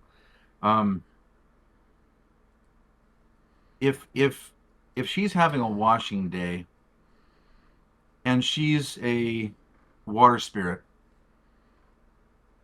then is she controlling the weather, or is she bringing water forth for her own enjoyment, usage, and cleansing? And I don't know how that would be different other than a controlled water spout compared to a typhoon. But I'm saying that I agree with Sid, but I don't know to what degree I think that she controls the weather necessarily related to Tom's comment about creatures on 2 feet. But I think there's something. I think there's something between the two that are related. I think it's beyond that, actually. I would say that she has such control over the rain that it could be described as this absolutely torrential, crazy downfall, and then Tom walks inside completely dry. Yeah, so that's true. And is he dodging raindrops? No, I think she's just not hitting him with rain. As for the idea of washing day, I think she's washing the land. I think that she's like, let's just clean everything. Let's just flush everything every once in a while. I would wonder, and I know we're getting away from the Hobbit discussion, but I know that Goldberry is one of Sid's favorite topics, and I would wonder, how often are these washing days? Is it weekly? Is it monthly? Is it on a lunar cycle? That's an interesting thing to think about. Go ahead, Sid. Go ahead, Sid. A quick thought on that. I really believe it's an annual cycle. Remember, Tom is making his last trip down the Withywindle. Winter is coming. This is the cleaning before staying in for the winter. I think, to me, that's, I'm not saying I'm right, but in my imagination, it is utterly clear that Tolkien was timing this to the solstices and equinoxes of the calendar that was very important to him. And that's when they were there at the turning of the fall to winter season in Goldberry's land. Now, here's an interesting thought that actually comes in from the chat room from Debo, who brings up the concept of the Bansith, or Banshee, which is an Irish sort of folklore spirit, also called washerwomen, as they supposedly could be found washing the bloody linen of fallen soldiers. And when the hobbits look east out of the window, they see the clouds are stained red. That's a really interesting observation coming in from the chat room. Some sort of symbolism there for sure. I want to push back on one element. I feel like this is going in a certain direction, and I just want to rein it in, or see if it can be reined in. Pardon the pun. Wait, hold on. Rein the three of us in? You're kidding, right? No. No, but I have a. I mean, I'm not against what you're saying at all. I'm actually in support of it mostly, but the boundary of where it goes is what is a little troubling to me. If she's able to control the weather, like for what the degree that you guys are both kind of getting at, then you're basically, if she's able to control the weather, then she's a weather controlling entity in Middle Earth. Where's the boundary end of that tunnel? I don't Well, think she can I would control the weather of Control Middle the Earth. weather of Middle Earth. No, I think that's very clear. Uh, we know that Tom set the boundaries of his land and was master of them and never left. And we know that they are husband and wife. And I think that makes it very clear that, their home is that little woods cabin where they live, and that land is the old forest bounded on one side or on two sides by the Great Road, and includes at least part of the Shire, because Tom does go down to meet Farmer Maggot on his farm and stop by at a uh, uh, a pub, yeah, in and Buckland, yeah. Yeah, whatever those yeah. exact So you're boundaries saying these are. are controlled. So you're saying this is Hold, a hold, hold, hold, hold, controlled. hold, hold, hold, hold, hold, stop. We can't all talk at once because it comes through very garbled. Very garbled. Yes, I'm saying that the bounds that Tom set are also the bounds that Goldberry set. And that's a thought So that's coming in controlled. from Laurel. I just want to say that maybe it was Goldberry that set the boundaries. But I think we are getting away from the Hobbit discussion. The last thing I want to say about controlling the weather, I don't think that she fully controls all of the weather, but I do think that she can make it rain, and that she could make it rain to a very crazy extent. I love the idea of the Bond Sith symbolism there, and I think she has such control over the rain that she could not get Tom wet. But I don't think she sent the storm to Carathras. I don't think that's the case either. I don't think that she's that powerful. I agree that it's more controlled in the area now that I understand what he's saying. Sid's saying. I kind of think that it's not that she's not raining on him. I think he has the ability to walk around in whatever she's doing, whether it could be a car wash, and he simply just isn't going to get wet if he doesn't want to get wet. But either way, I suppose. But that's the way I think of it. I mean, we're getting a little too into the Tom discussion, and I know Sid said let's not talk too much about Tom. So going back to the Hobbits, the Old Forest is incredibly important because it's the first time that they have to head into danger. They've been heading away from danger in the journey so far, avoiding the Black Riders, going away from the Shire, and they're going towards Rivendell. Frodo has no idea he's going to be going to Mordor at this point. So they're thinking they're going away from something dangerous and towards something safe. And in choosing to cut through the Old Forest, they're going into something that has a lot of local folklore around it and is scary. Fatty Bulgar absolutely refused to go through the Old Forest. He said he'd rather take his chances with the Nazgul, which he did. And it kind of worked out for him. But they all come out. Sid's absolutely right. They all come out of it incredibly changed, especially Frodo. But Sid, I want to ask you, what do you think is the big change for the other three, for Sam and Merry and Pippin? I'll start with Sam because that's clearest for me. If you take a look at the Old Man Willow incident, Merry gets completely caught inside the tree. Pippin gets nearly cut in half. Frodo gets nearly drowned, and Sam wakes up and pulls him out. Then later, when all of the others have dreams dealing with their fears and hopes for the future, Sam sleeps like a log. And I think this carries through into way, way later, around Shelob, since that's come up tonight. Sam becomes a ring bearer, and the ring tries to tempt him with Sam the gardener, and he laughs. Sam is so earthy and grounded he loves Frodo. He's utterly dedicated, and he's a gardener, and he is utterly incorruptible. And this is first demonstrated. His loyalty is demonstrated earlier, but his incorruptibility shows up in the Old Forest and lasts for the entire quest, including his time as a ring bearer. Which he gives up the ring with only the very mildest reluctance. And I know people like to point out he only had it for, like, what, a day? But he was in Mordor.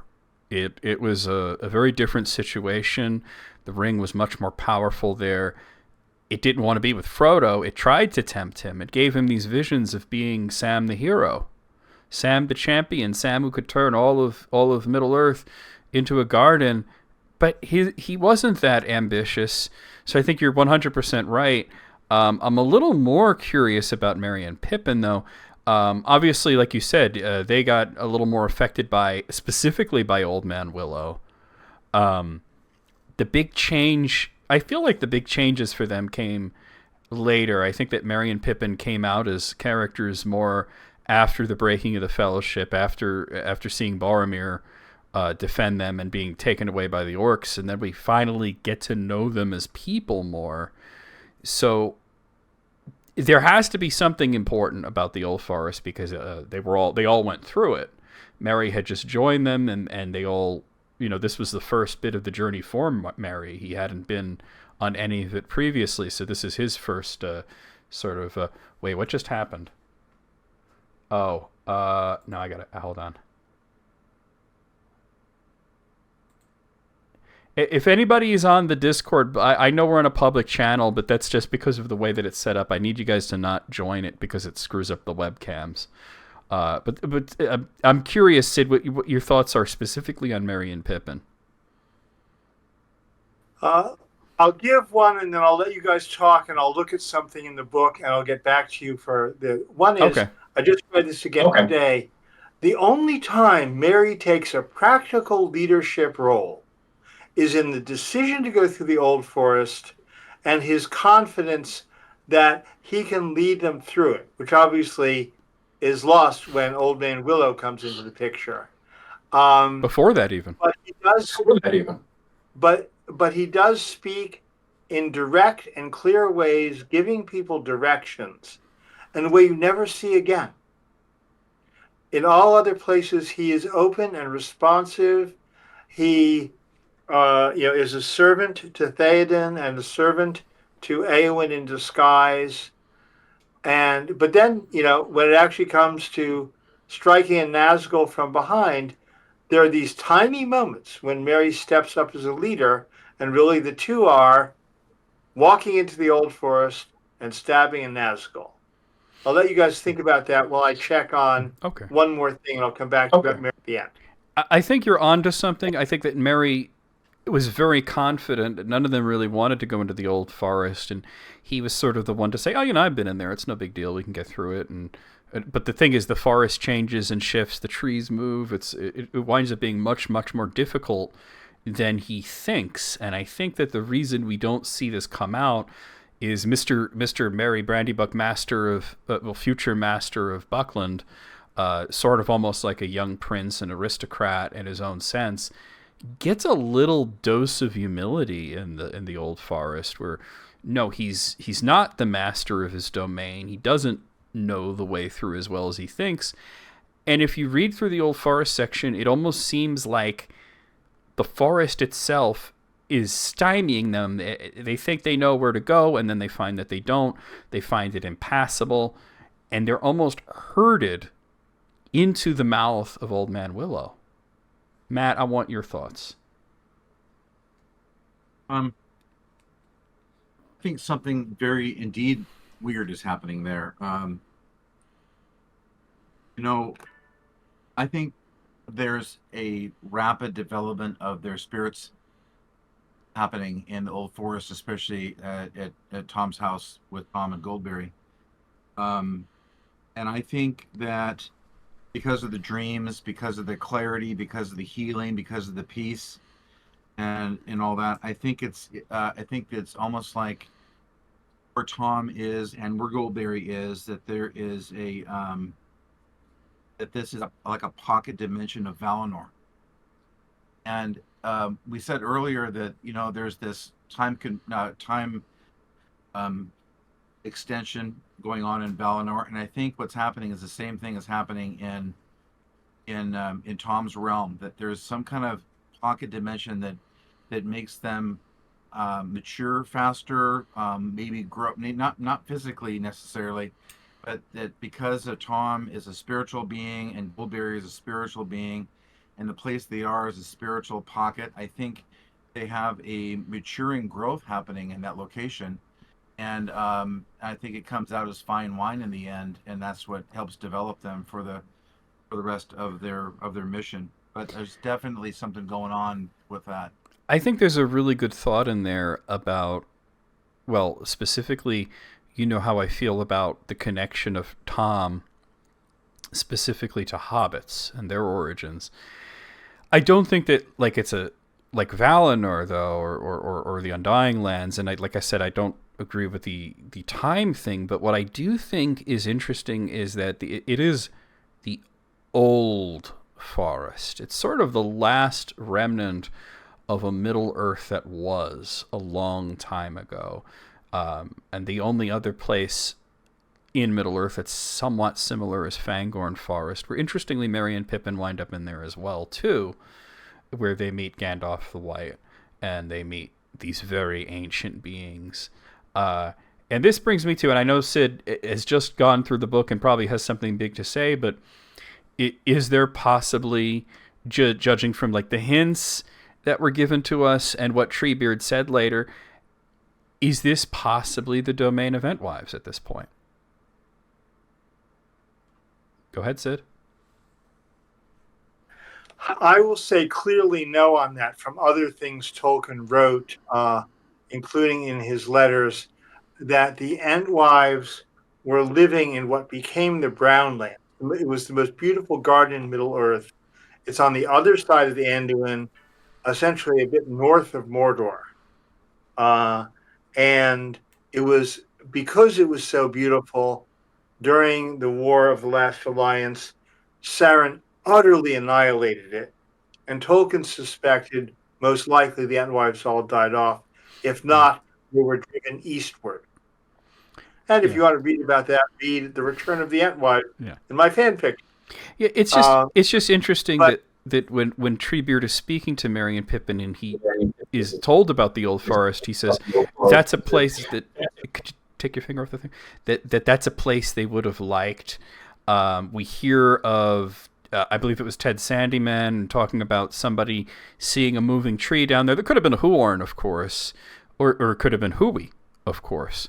But at the same time, there's just these hints that there's definitely a supernatural or preternatural element to the old forest. It is a remnant of, it's an old growth forest, a remnant of an old Middle Earth, and just like Fangorn Forest. But, let's get back to, you said you had checked something in the book, so what was that other thing that you wanted to go into? Hi, I will pick up on a couple of things you said. I believe the parallel of the Old Forest and Fangorn is they are both remnants of an ancient forest that once covered a great deal of central Middle Earth, large, including all the distance between the two. Mm-hmm. And I believe that one is preserved by Bombadil and the other is preserved by Fangorn and the Ents. And in terms of what this is for Merry and Pippin, I reread the dreams. And Frodo's dream includes both him seeing Gandalf, right? Rescued from Saruman's Orthanc by the eagle. And it's very important to remember that Olorin, Gandalf, heals and informs and helps people grow by sending dreams. That's in fact what the name Olorin means. Dreamer, yes. Dreamer, yes. But I believe that the safety of Tom and Goldberry's home, heed no nightly noises, nothing passes through our windows except the sound of rain and wind on the hill, is in that safety we can dream deeply, and receive the dreams that are being sent to us.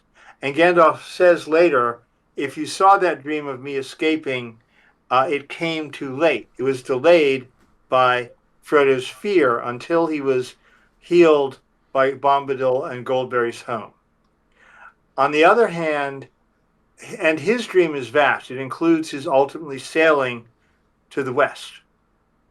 On the other hand, Pippin and Merry have much smaller dreams, each related to their imprisonment in Old Man Willow. Pippin is trapped in the dark.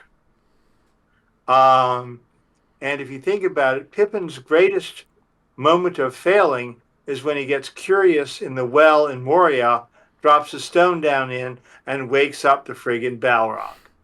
So this is a hint of Pippin's greatest weakness there. Merry, on the other hand, dreams of water. And I think I talked 2 months ago about I believe that Merry is a water personality, a human love relationship personality. And he dreams of water and drowning, but when his foot slips out of bed and touches the stone floor, he awakens into practical reality. And that solidity of earth, that solidity of Theoden, and becoming Theoden's steward is what keeps him grounded and in a healthy servant role, a little bit more Sam-like, and points to his destiny as Master of Buckland.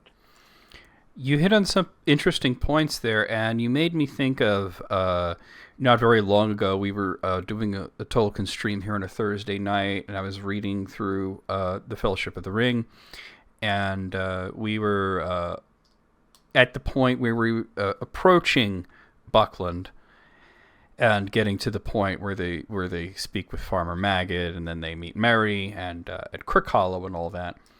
And it's interesting to note that the prophetic dreams actually started, for Frodo at least, before he got to the Old Forest. And it could be connected to Gandalf, Alorin. And you talked about how these dreams, at least the one that he had in Bombadil's house. Thank you for the bits there, Zelda man. Potatoes, boil them, mash them, stick them in a stew. Exactly. His final fate of sailing to the west. And there's actually, and we spoke about this on stream, there's a bit before that when they're sleeping, and I believe it was when they were with the elves, with Gildor and Glorian and such. And Frodo dreamed of climbing a tower and seeing the sea. And I spoke about how there is this tower not that far away, just outside the Shire, basically, that is where Círdan keeps his Palantir. And the Palantir that quite possibly might be the only one in contact with the Master Palantir in Tol Eressëa. Frodo never actually goes to this tower in his journey. He sees it from a distance. He doesn't climb it for sure. But he dreams of climbing it and seeing the ocean, which he's never seen before. And it's sort of an interesting dream that I think also prophesies his final fate of sailing to the west. That it's almost like a tour-like moment of being led there by swans and seeing the sea and having this grand epiphany, or Legolas hearing the baying of the gulls and realizing that he too must sail to the west. I totally agree. Well, we still have 8 minutes left here. I have something to add to something you said earlier. You just said something that's foreshadowing, prophetic in that dream. I agree that it has to do with that, and it goes back to something that Sid said earlier about Pippin dreaming about the hole, about the black hole. It's not related to the well. It's related to the fact that he saw Sauron through the Palantir. I would agree that 100%. It's a foreshadowing, prophetic vision of what he is going to see, almost like looking in the mirror of Galadriel. That there's something going on that it clears all the channels and all the static when you're at Tom Bombadil's house sleeping, so that all the signals come through clear. And I think that's what's happening there, and it's just really, really cool. to think of what's happening at that location. I know we probably didn't get to Goldberry as much as we wanted to, except we did unpack how powerful she is related to controlled weather events. That's Okay. that's not often discussed anywhere, so that was a really cool aspect of this discussion. I want to actually circle back to Goldberry to address a few things that are coming in from the chat room. One was just a question that when the ring was destroyed, did all of the orcs die? No. Many of them fled in terror. Some of them killed each other or themselves in this sort of like loss of control. And still others were hunted down later on, but a lot of them just returned to the mountains and sort of went into their deep holes. Now, Debow brings up the thought that maybe Frodo's first dream was not prophetic, but is some past event. I do think it is prophetic.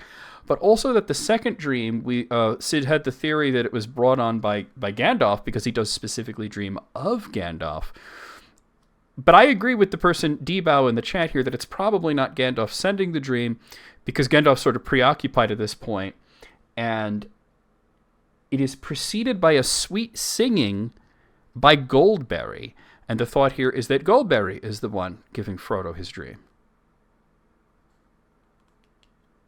Go ahead, Sid. I see it.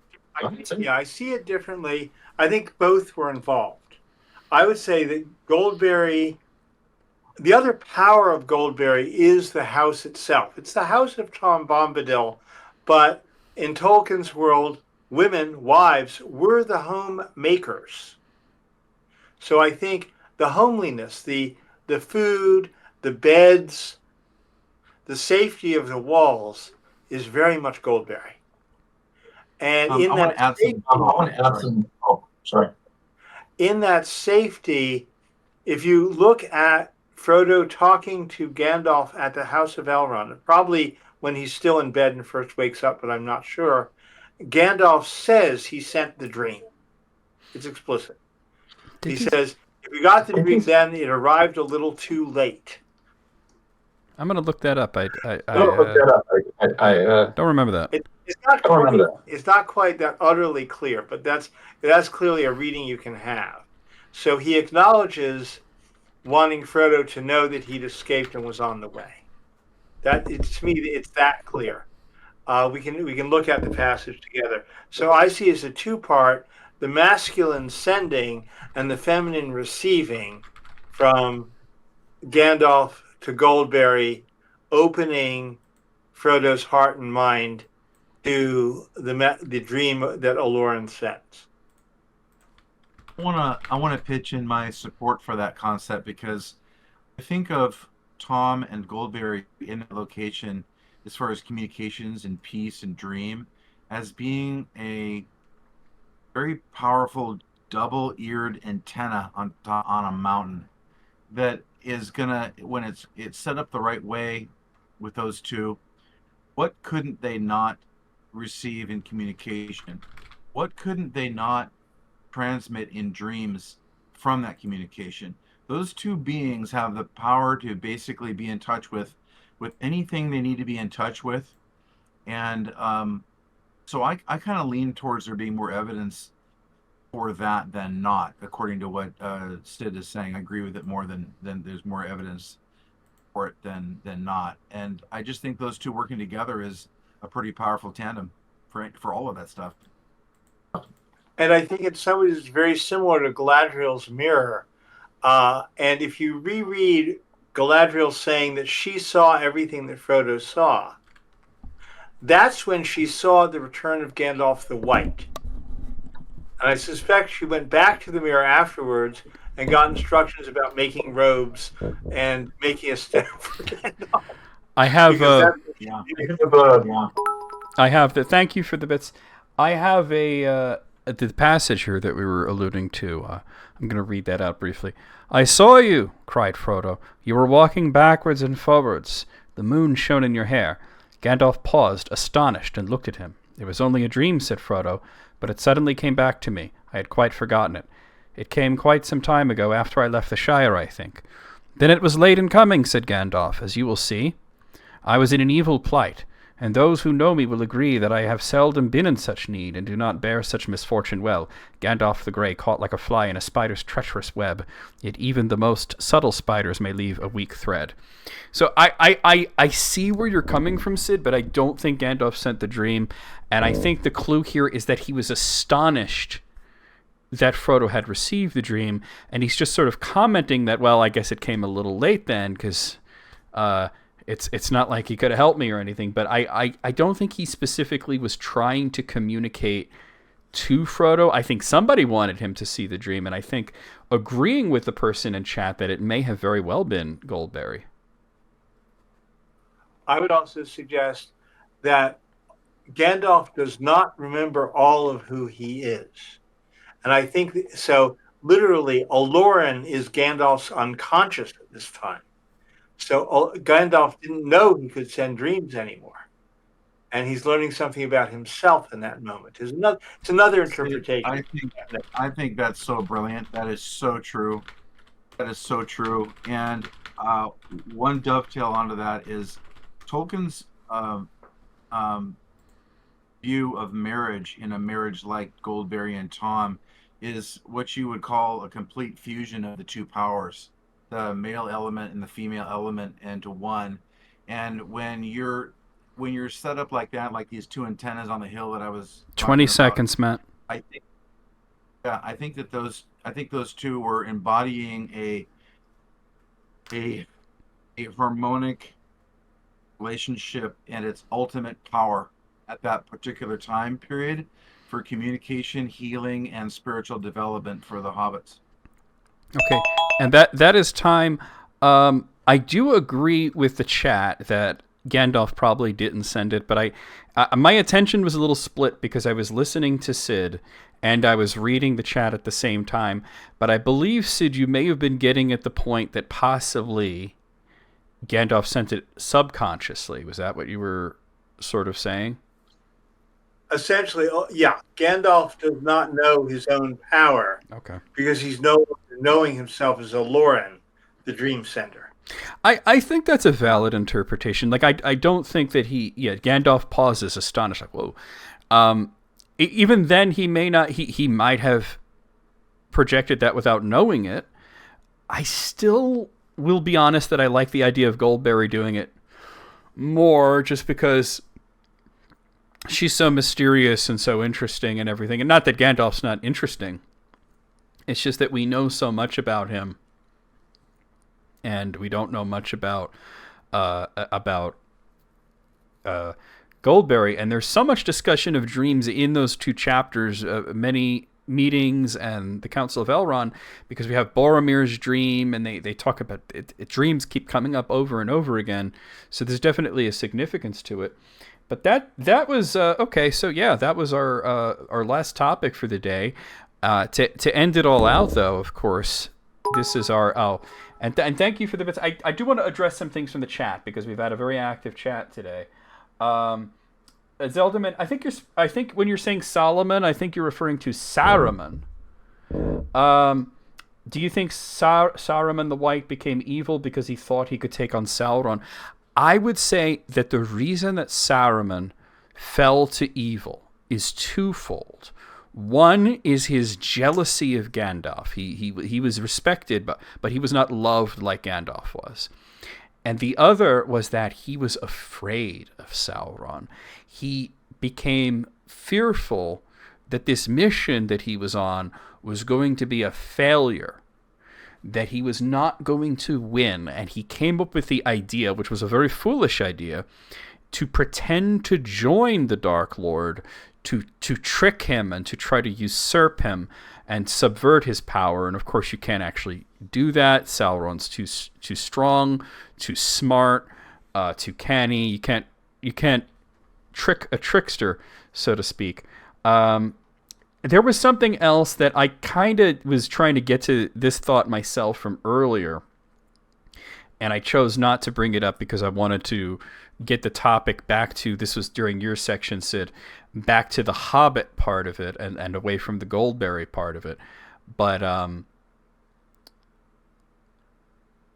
one person in the chat said that maybe Goldberry is not creating the rain, but that she is the rain. And if we think of her as a sort of a water nymph, this is, I think, a viable way of thinking about it. Beautiful, certainly, and poetic. Yeah. So I wanted. Go ahead, Matt. I wanted to conclude on something that you guys said at the very end. Just a thought here. Tom, you know how male, female. I understand what she means and he doesn't, and I understand what he means and she doesn't. It's like this frequency thing. That she's picking up on a frequency that Gandalf doesn't know that he knows how to use still. She hears it and she conveys it, and Tom is able to hear, or easily hearing, other what you might call frequencies. And I think that's why those two together are so powerful, because they have a dualistic role going on with one another that complement each other. They overlap a little bit, but they have specialties, if you know my meaning by that. And I think that whatever so-called frequency is being spoken or prayed or offered by Gandalf, she picks it up. She picks it up and delivers it. Quick thought on that. I like it, and taking that as the case, it also means that Goldberry and Tom in Middle Earth echo Manwë and Elbereth in Valinor, where when he stands on the mountain to look out at the world, if she is beside him, he sees farther and more clearly. And when she is listening to all the voices and speaking in the world, when he is with her, she hears more clearly. And yes, almost like a double. Hold on. Amplification. There we go. Okay, go ahead, Matt. Sid had to take his hand off the button. It's almost like a double amplification. It's stereophonic receiving and sending, in a way. I agree with that. Who has a better marriage in Middle Earth than Tom and Goldberry? And I want to bring up something from the chat, because I did call Goldberry a nymph, and Debow, who's picking up on a lot of the linguistics here that I'm laying down, points out that the usage of the word nymph means bride as well. And Tom tends to the ponies, and someone who tends to horses and ponies is also called a groom. They're sort of just like the perfect encapsulation of the entire concept of marriage. Absolutely. And some of that linguistics I didn't know, and thank you very much for it. So just really good, yeah. And that's my favorite aspect of the Legendarium is the linguistics. I love the meanings of words and how everything is so very, very, very specific. But it also proves that Tolkien was quite deliberate in his choices of words. That's what's really cool too. And thank you for the kind words, Zelda Man. And another little bit of linguistic. I did know this one. Deba points out that forest in Middle English, wild is the way that you would say it, and it also in Germanic means power, authority. And we see forests as points of power and authority, not just in the Lord of the Rings, but everywhere. We see it in Doriath. We see it in Lorien. We see it in the real Lorien. That there's definitely a power and authority of trees and forests specifically in Tolkien's work. He was a student of Anglo-Saxon lore and Germanic languages, so he absolutely would have known that 100%. 100%. Well, he was also a translator of Gawain and the Green Knight, and in the Arthurian, yes. I was hoping you would do that. And in the Arthurian tale, this is a really funny thing. There is a giant forest where you enter in Camelot and end up in Rome at the other end. Mm-hmm. And that made sense when it was a French novel, but now when they converted to English, it became a magical forest that crossed the English Channel. The city that Tolkien used was not Rome, but Tuscany, by the way, was his translation. And the key there is that This is considered in Jungian depth psychology to be the transition from ordinary life into elevated spiritual life. And plenty of people, including, I'm forgetting his name. I'll think of it later and let you know.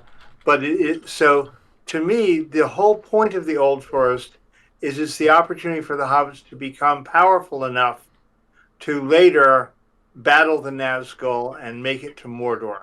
And Frodo couldn't have done it when he was the little scared guy who ran away and freaked out when his friends were falling asleep at Old Man Willow.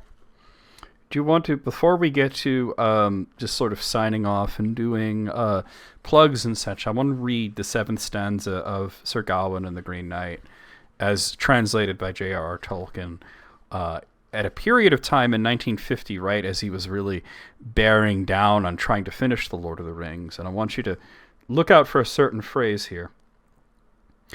Now of their service I will say nothing more, for you are all well aware that no want would be there. Another noise that was new drew near a sudden, so that their lord might have leave at last to take food, for hardly had the music but a moment ended, and the first course in the court was as custom and served. When there passed through the portals a perilous horseman, the mightiest on Middle-earth, in measure of height, from his gorge to his girdle so great and so square, and his loins and limbs so long and so huge, that half a troll upon earth I trow that he was, but the largest man alive, at least I declare him, and yet the seemliest for his size that could sit on a horse, for though in back and breast his body was grim, both his paunch and his waist were properly slight, and all his features followed his fashion so gay in mode. For at the hue men gaped aghast in the face and form that showed, as a fey man fell he passed, and green all over glowed. You know that Tolkien was giggling and cackling like a madman when he decided to translate Midgard as Middle-earth. Oh, absolutely. Sure. Because No doubt about it. Because that's the origin of it. Because people always ask on Quora and such, middle of what? Right? But it refers to Midgard or Middle-yard in Middle English, the dwelling of man, where men dwell. Goes back to Norse mythology and stuff like that. But yeah, he snuck that into his translation of the Green Knight. He snuck the phrase Middle-earth in there. Even kind of says that the Green Knight could be a half a troll. You know, he put a lot of himself into that translation. But, okay, so let's go around and do our plugs and everything. Sid, where can people find you? You can find me in 2 places, several thousand answers on Tolkien and spirituality at Sidcamp on Quora.com, and a growing collection of Tolkien fan fiction, Sidcamp at Archive of Our Own, also known as AO3, the major fan fiction site. A really excellent place to hang out. Of course, those links to all of that will be in the description. Matt, where can we find you? I'm on Quora as Lore Master, along with 9. Tonight you see 3 of us, the leadership group of what we call the 9 on Quora. And you can also find us at our website at loremaster.com. Mm-hmm. And you guys know that I'm here live on Twitch every single day. Sometimes on Thursdays we do Tolkien-related streams.